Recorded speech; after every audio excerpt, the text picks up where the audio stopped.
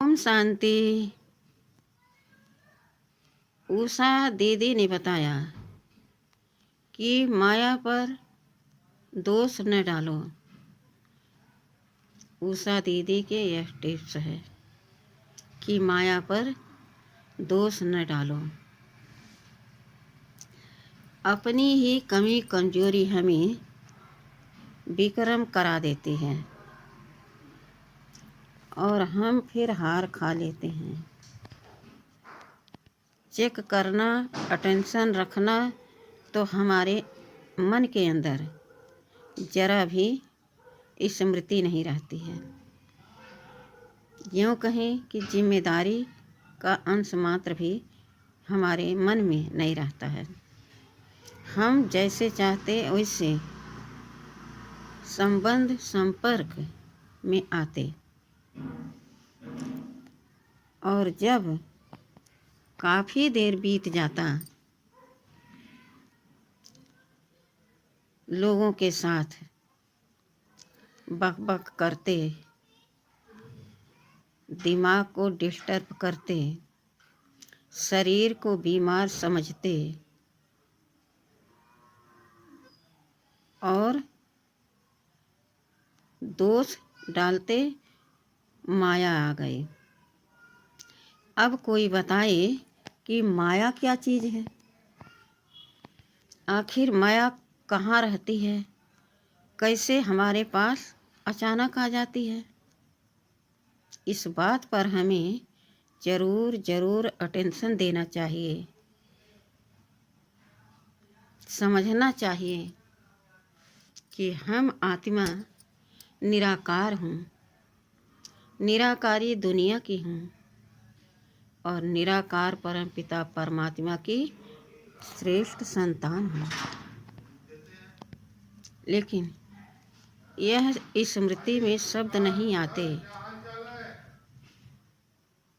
क्या आता? अरे क्या बताऊँ, मैं ऐसा कुछ करना नहीं चाहती थी, लेकिन माया ने करा लिया, हमें हरा दिया। अब कोई जवाब दे उत्तर में कि माया क्या चीज़ है। प्रकाश का स्रोत है तो समझ में आता है कि यहाँ से हमें ज्ञान का प्रकाश मिल रहा है, हमारे अंदर समझ की रोशनी आ गई है। अब हम अंधियारे में भटक नहीं सकते, क्योंकि हमारे सामने ज्ञान सूर्य स्वतः हमें ज्ञान सिखला रहे हैं, समझ दे रहे हैं। बच्चे समझदार होकर चलो, बहुत दिन अज्ञान होकर के चले। लेकिन माया कहाँ रहती है और क्यों आ जाती है? अगर आप नहीं बुलाते हो, आप उसे चांस नहीं देते हो, परख भी नहीं पाते हो, फिर भी दोष माया पर देते हो। माया क्या करती है पता है? जब खुद आप इस दुनिया की बातों में, कर्मों में, व्यवहार, संबंध, संपर्क में आते हो तो ज्ञान सूर्य की याद भूल जाती है और हमें अंधकार का दरवाज़ा खोलना खुद पड़ता है। हम दरवाज़ा अज्ञानता का खोल करके बैठे रहते हैं। कैसे? जब हम ज्ञान सूर्य की याद भूल जाते हैं तो हमारे मन बुद्धि से जो ज्ञान का समझ होता है वह एकदम सुसुप्त हो जाता है, जैसे कि हम उस शब्द को, उस कर्म को जानते ही नहीं, सुने ही नहीं, समझते ही नहीं। जबकि घड़ी घड़ी वही शब्द स्मृति में हमारे रहते हैं। लेकिन जब माया की प्रवेशता होती है तो वह सब भूल जाता है, जैसे कि मेरे अंदर कुछ है ही नहीं। कोई बताए, अगर किसी के पास उत्तर है तो इस वीडियो के माध्यम से ज़रूर हमें समझाए। हमारे तो समझ से यही है कि हम भगवान को भूलते हैं तो माया को खुद याद कर लेते हैं। कैसे? यहाँ के सारे कर्मों का बोझ हम ले लेते हैं, वस्तुओं व्यक्तियों के बातों का बोझ ले लेते हैं, अपने तन की बीमारी का बोझ ले लेते हैं, जिसके कारण हम भगवान को भूल जाते हैं और दोष डालते हैं माया पर। तो आज यही उत्तर हमें चाहिए इस वीडियो के माध्यम से। जो भाई बहन कहते हैं कि माया आ गई, आखिर माया कहाँ रहती है और क्यों हमारे ही पास आई? जो इतना दिन हमने स्मृति में रखा ज्ञान सूर्य की बातें और ज्ञान सूर्य की स्वरूप को और खुद के स्वरूप को, वह विस्मृत कैसे हो गया? तो इस बात का हमें अटेंशन रखना चाहिए कि कुछ भी हो जाए, हम बाबा की याद में रहकर कोई भी कर्म, कोई भी बोल बोलेंगे।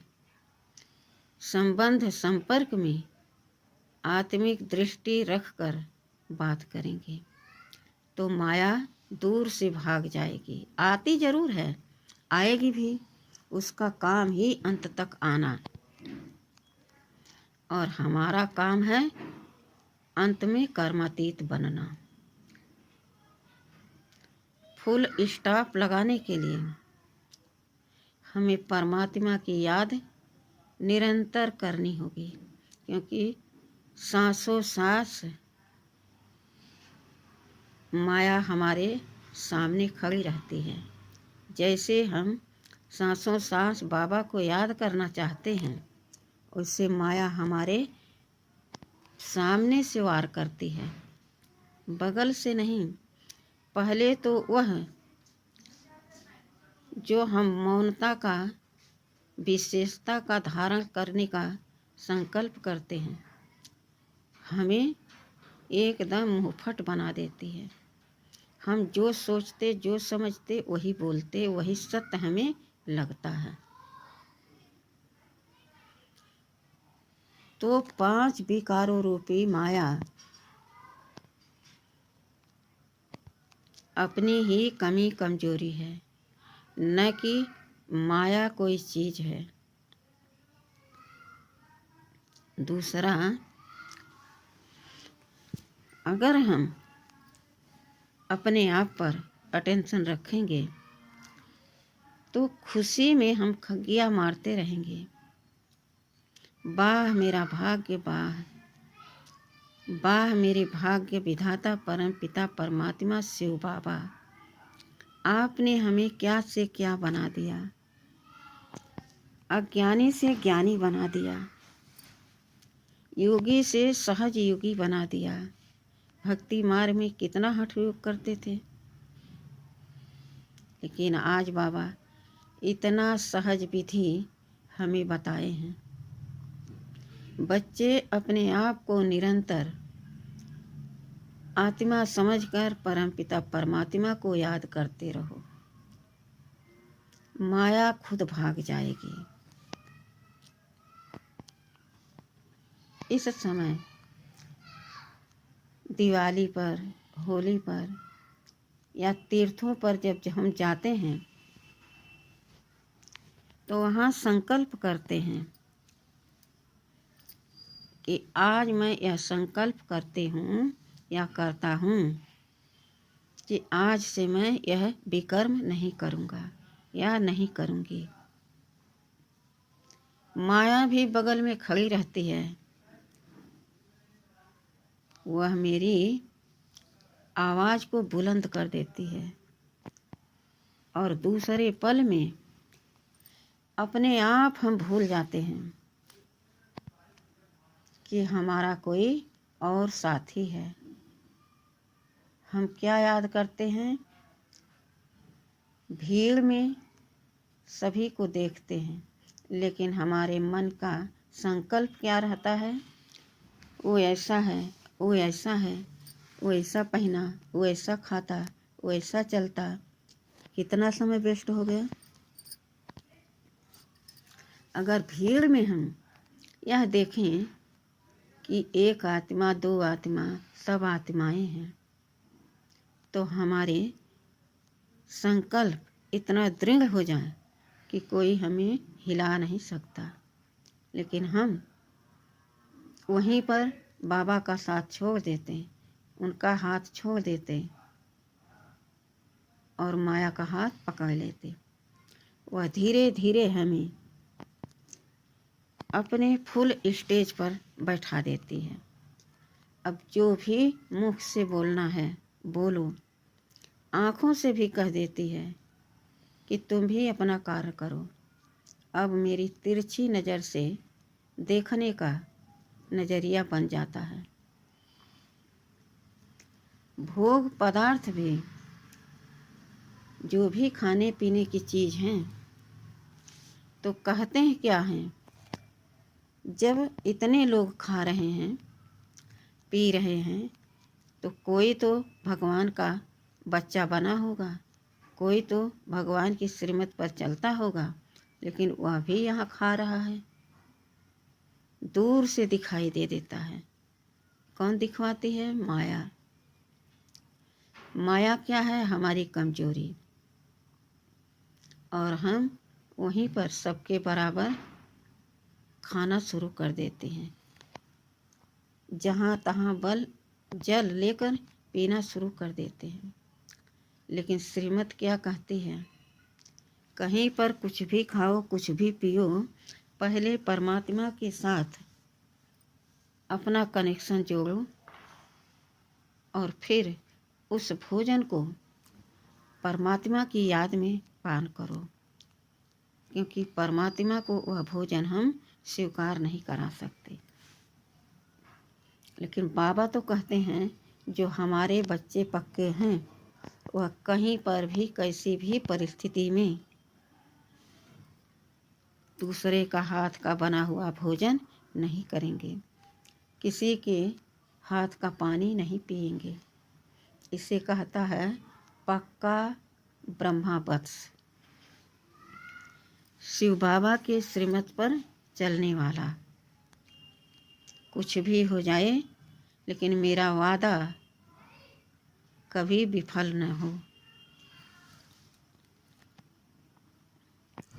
अब हम आत्मा किसी तीर्थ पर, किसी विशेष पर्व पर, हम त्योहार पर यह संकल्प करते हैं कि आज से यह हम विक्रम नहीं करेंगे। घर पर आए फिर शुरू हो गया। जब एक बारी दान दे दिया तो दोबारा उस दान को तुम छू सकते हो? अपने आप से पूछो तो उत्तर आएगा कि नहीं, क्योंकि परमात्मा को जो चीज़ दे दिया उसको तुम फिर से यूज नहीं कर सकते हो अपने लिए। अर्थात बाबा को हम भोग लगाते हैं, जल पिलाते हैं, फिर हम खाते हैं, लेकिन जो विकर्म है उसको तो बाबा ने नहीं कहा कि तुम बार बार उसको अभ्यास में लाओ। इसलिए हमें निरंतर याद अपने स्वरूप का करना है, अपने घर का करना है। मेरा स्वरूप क्या है? ज्योति बिंदु आत्मा। मैं निराकार हूँ, निराकारी दुनिया की हूँ। इस धरा पर श्रेष्ठ विशेष कर्म करने आई हूँ। तो पहले ज्ञान, शक्ति, शांति, धैर्यता को धारण करो। जब ज्ञान का प्रकाश हमारे अंदर आएगा, जब हम बल्ब ऑन करते हैं तो हमारा पूरा घर उजाला से भर जाता है। तो हम यह नहीं देखते कि पहले अंधेरा यहाँ से जाए, नहीं कहते ना। पहले क्या करते, जल्दी से बल्ब जलाओ। इसी प्रकार से कैसी भी परिस्थिति हो, आप परमात्मा की याद में मगन रहो।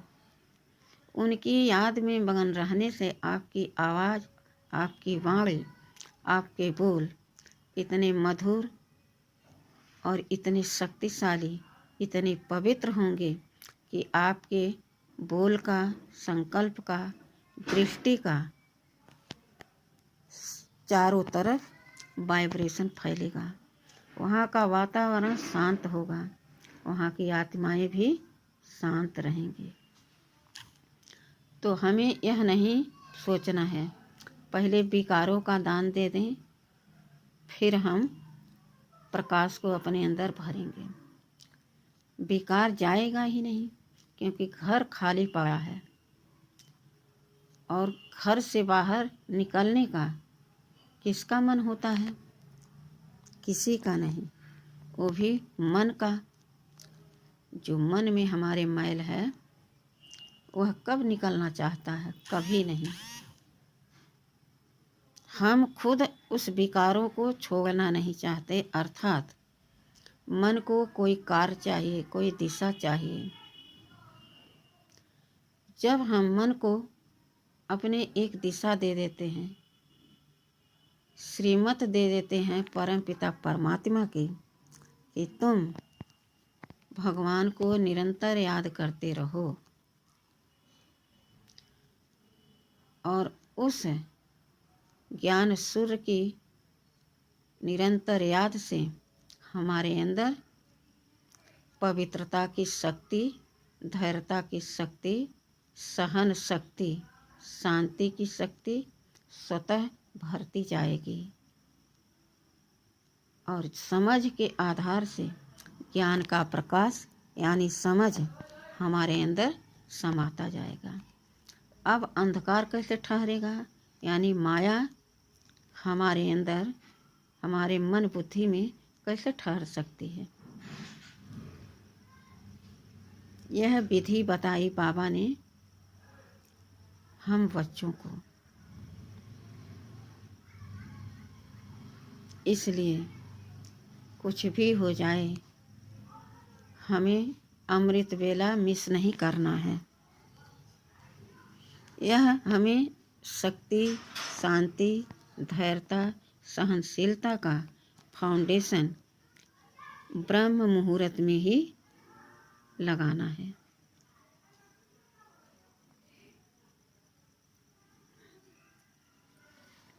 क्योंकि ब्रह्म मुहूर्त ही एक ऐसा समय है जो अपने आप, जैसे अमृत वेला हुआ और हम बाबा से मिलन मनाने अपनी आत्मिक स्थिति में स्थित हो गई, तो माया को भाव नहीं मिलेगा। उसको क्या चाहिए? भाव चाहिए। यानी वाचा में आना, संबंध संपर्क में आते हुए सबसे लड़ना झगड़ना, यह है माया का घर। माया को शरण मिल जाता है, हमारे विवेक में समा जाता है। फिर कुछ भी कर लो, वह तुम्हें उस चंगुल से निकलने नहीं देती। तू मैं समाप्त होने के बाद कितने दिनों तक, कितनी सालों तक वही स्मृति हमें तरोताज़ा कर देती है। घड़ी घड़ी उसको ही हम याद करते हैं। इसलिए हमें निरंतर भगवान को याद करना है।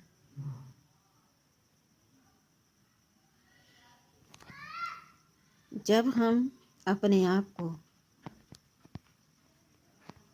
आत्मा समझकर परमात्मा को याद करते रहेंगे तो हमारी बुद्धि इतनी तेजस्वी हो जाएगी कि मन भागने वाला है तो बुद्धि से आके हर बात बताता है कि यह करना है। तो बुद्धि हमारी जब बलवान होगी, सशक्त होगी, तो मन को भी रोक देगी। कहते हैं ना, बुद्धिवान है जो यह गलत कर्म करने से बच गए, वरना तो बहुत बुरे फंस जाते।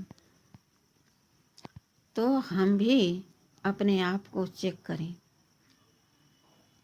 लेकिन माया इतनी होशियार है कि जब वह आती है तो पहले से हमारा विवेक मार देती है, यानी हमारी परमात्मा से स्मृति हटाकर विस्मृत कर देती है। कहती है मुझे प्यार करो, मैं आया हूँ तुम्हारे पास, और खूब मेहनत कराती है। और जब थक जाते हैं, मन हमारा जब थोड़ा थक जाता है तो क्या कहता है वही मन, हमें अकेले में छोड़ दो, थोड़ा हमें शांति चाहिए। तो सोचो, जब हम रोज रोज मुरली सुनेंगे तो मुरली से जो पॉइंट आती हैं उन पर मनन चिंतन करेंगे और वही अनुसार हम कर्म करेंगे, बोलेंगे, दृष्टि रखेंगे, तो हम कितने बलवान होंगे।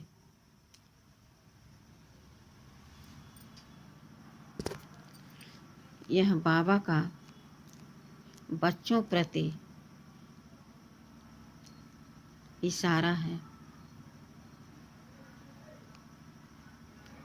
कितना भी हम अपने आप को कहें कि अब मेरे अंदर विकार नहीं है, मैं विकार से मुक्त हो गया हूँ, फालतू कर्म बोल से अलग हो गई हूँ, लेकिन यह सच नहीं है। अगर ऐसा है तो आप 5 विकारों को रखो और 5 ईश्वरी शक्तियाँ रखो। 5 बारी ईश्वरी शक्तियों को दोहराओ। मैं शांत स्वरूप आत्मा हूँ, शक्ति स्वरूप आत्मा हूँ, मैं धैर्यवत आत्मा हूँ, मैं सहनशील आत्मा हूँ। संपूर्ण बनने के लिए, बाबा को अपना बनाने के लिए इन शक्तियों की ज़रूरत बहुत बहुत है। इस तरह से जब अव्यक्त बाबा साकार में थे तो साकार मुरलियों को भी बाबा कई बार पढ़ते थे। हमारी जानकी दादी तो 12 बार मुरली पढ़ती थी, सोते समय भी मुरली पढ़ करके सोती थी। तो मुरली की पॉइंट तो याद करना अच्छी बात है, लेकिन धारणा कितनी है, कर्म में हम कितना खरा उतर रहे हैं।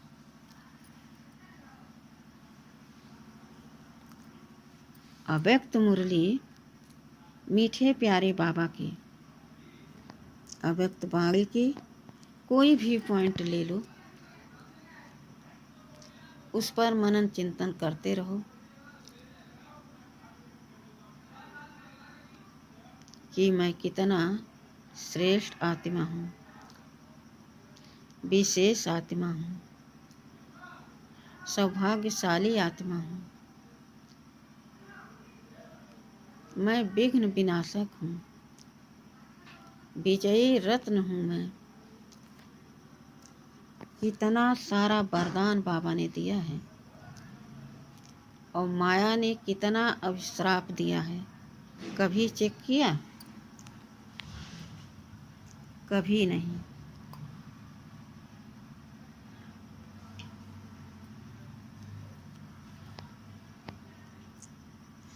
बाबा को याद करने से घड़ी घड़ी हमें शक्ति मिलती है, बल मिलता है, ज्ञान का प्रकाश मिलता है, खुशी मिलती है, शांति में रहते हैं। लेकिन 5 विकार जब वह याद आते हैं तो अनेकों प्रकार के हमें दुख मिलते हैं, हम दुखी आत्मा हो जाते हैं। अभी बाबा को याद करते हुए कोई कहे कि हमें दुख फील होता है, कोई कहेगा? कोई नहीं। इसी प्रकार से जिस प्रकार से हम विकारों को जब यूज करते हैं, इस्तेमाल करते हैं कि हम बहुत सही हैं, श्रेष्ठ हैं, सामने वाला बिल्कुल गलत है, तब हम कितने अशांत, कितने दुखी हो जाते हैं कहने के बाद। लेकिन बाबा की जो स्मृति आई तो खुद पूछें अपने आप से कि कितनी खुशी, कितनी शांति, कितना हल्कापन लगता है। ऐसा लगता है कि कितना सुहाना यह समय है, सब कुछ अच्छा लगता है और सब लोग अच्छे लगते हैं, शांति से हमें अनुभव होता है। लेकिन पहले अपने अंदर शांति को धारण करो। हम स्वयं शांत स्वरूप आत्मा हूँ, शांति के सागर की संतान हूँ, निराकारी हूँ, निर्विकारी हूँ, निरहंकारी हूँ, निस्वार्थ सेवाधारी हूँ और स्व कल्याण करने वाली आत्मा श्रेष्ठ विशेष हूँ। सभी का कल्याण करने में इस धरती पर अवतरित हुई हूँ। जितना जितना आप अव्यक्त मुरली का मंथन करेंगे, चिंतन करेंगे, उतना हमें हल्कापन महसूस होगा, उतना हमें शांति का अनुभव होगा। लेकिन जब माया आती है, एक एक मेरे अंग को दुखी कर देती है, तो कैसी भी परिस्थिति आए हमें माया हिला न सके। उस अमृत बेले में जब हम योग लगाने बाबा से उठते हैं तो नियम अनुसार, श्रीमत अनुसार हम जग जाते हैं, बैठ भी जाते हैं। लेकिन सोचो, बहुत सी आत्माओं की शिकायत है कि उठ तो जाते हैं, बैठ तो जाते हैं, लेकिन जैसे बाबा से योग लगाना शुरू करते हैं तो नींद आने लगती है, झुटका आने लगता है। आखिर क्या कारण है?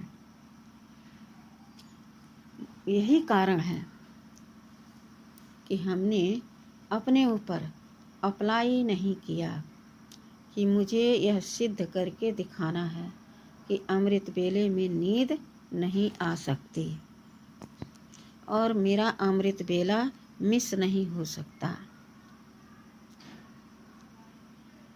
उसके लिए थोड़ा सा हमें मेहनत भी करना पड़ेगा,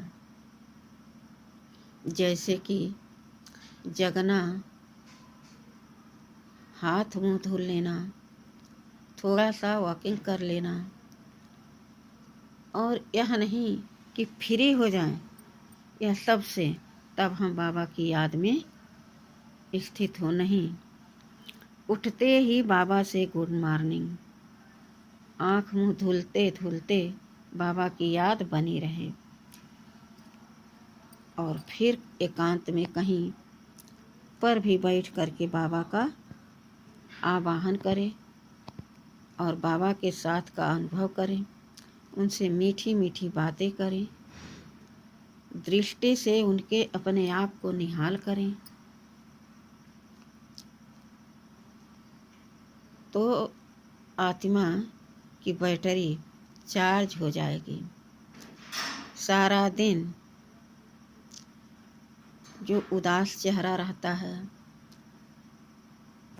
तनाव महसूस होता है, किसी से बात करने का मन नहीं होता है, क्योंकि हमने अपने आप को किसके हवाले कर दिया? माया रूपी रावण के। तो हमको थोड़ा सा मेहनत करना पड़ेगा अमृत बेले में, और ऐसा करने से ऐसा सुखद अनुभव होगा कि कहाँ हम सुबह उठते थे तो कुछ नहीं सूझता था। पहले किसी कर्म को लेकर के, किसी व्यक्ति को देख करके कुछ न कुछ बोलना शुरू हो जाता था और मन डिस्टर्ब हो जाता था। लेकिन आज वही मन, जब से यह मैं अपने मन को अप्लाई किया कि हे मन, कुछ भी हो जाए, अमृत बेला में तुम्हें पुरुषार्थ करना है। तुम मेरे सब कुछ हो, तुम्हारे से ही मेरा सब कर्म होता है और तुम बहुत अच्छे हो। तुम बाबा की याद में मगन हो जाओ। तो मन को दिशा देना होगा, मन को कंट्रोलिंग पावर में रखना होगा। मन एक कार्य चाहता है जो सदा उसे बिजी रखना है। ऐसा करने से अमृत बेला बहुत बहुत मधुर होगा।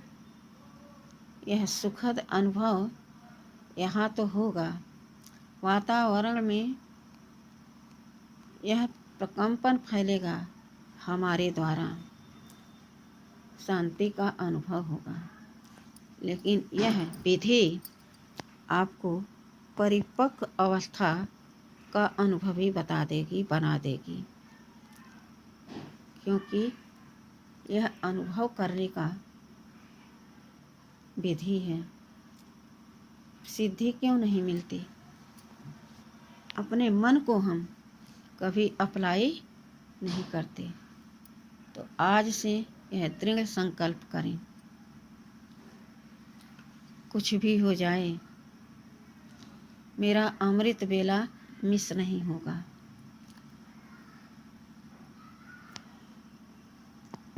ऐसा नहीं कि एक नियम एक टाइम बना लो, वह तो ठीक है, लेकिन जब से 2 बज जाए, आँख खुल जाए, तो बाबा से रूह रेहान करना शुरू कर दो। क्योंकि जब नींद नहीं आई है, जागृति अवस्था है, तो बहुत सुंदर अनुभव होगा। लेकिन बीच में आँख लग गई तो कोई बात नहीं, थोड़ी देर आराम करो, लेकिन अटेंशन रहे कि हमारा अमृत बेला मिस न हो। तो फिर हमारी आँख खुल जाएगी 4 साढ़े 4 बजे तक, और फिर सोना नहीं, बैठना नहीं बिस्तर पर, उठ करके दूसरी जगह पर बाबा को हमें दिल से याद करना है